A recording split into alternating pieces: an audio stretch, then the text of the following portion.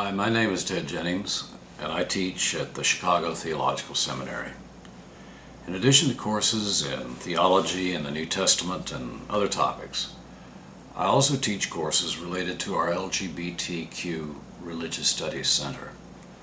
CTS began offering courses in this area in 1991 in response to the needs of our own students, as well as the debates and discussions in church and society. Our aim, as our vision, mission, and commitment statements affirm, is to combat homophobia in church and society as part of what we try to do to transform church and society toward greater justice and mercy. The course I want to say a word about is a course called New Horizons in Queer Sexual Ethics. As you know, most of the discussion in church and society has been about whether or not, how or how not, to welcome the full inclusion of lesbian and gay people into our community and our society.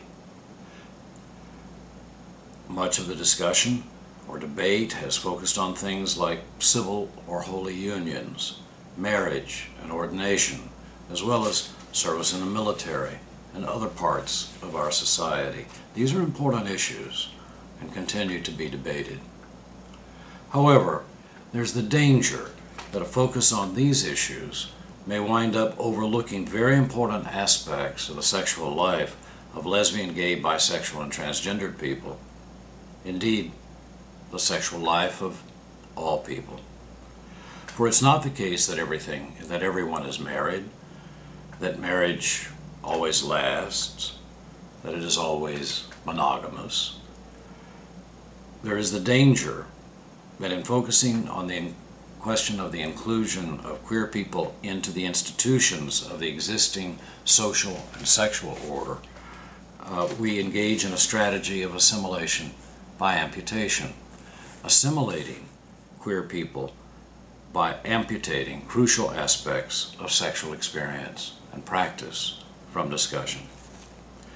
In this course, we'll take for granted the discussions that have been had about whether folk can be gay and Christian, whether practicing lovers of the same sex or gender can be full members of church and society. We'll be concerned with what we're calling new horizons in queer sexual ethics. Areas of experience and practice that are often neglected or even suppressed when we're seeking to include people in the mainstream. Thus, while we will discuss same-sex marriage, we'll also discuss open marriage, commitments that are faithful, but without being exclusive. We'll discuss what's sometimes called polyamory, committed relations that involve more than two people. Moreover, we'll discuss what's often called promiscuity, sexual relations that do not aim at long-term commitment, and even talk about what's called public sex, casual sex, or even anonymous sex, as this may occur, for example, in gay bathhouses. One of the most important issues that we will discuss is that of prostitution. This is important not only because of its hidden role, especially in the gay community, but also because it is the theme of many biblical texts that may help to orient us to many of these new horizons. Finally, we'll discuss issues that can become hot-button questions, the place of S&M or BDSM, as well as reflections on pederasty. Our aim in this course is to ask about what basic ethical issues are at stake in these multiple sexual practices and experiences. How does a Christian view of the significance of justice and mercy contribute to a calm and even a welcoming approach to multiple expressions of sexuality? Where are the places that we are tempted to reduce the other person to simply a means to our own ends? And how may we express respect and generosity in our dealings, including our sexual dealings, with one another? Well, as you can see, the subject matter of the course is fairly controversial, and it offers us the opportunity to explore a number of issues together that are often not talked about in religious or even political and social contexts.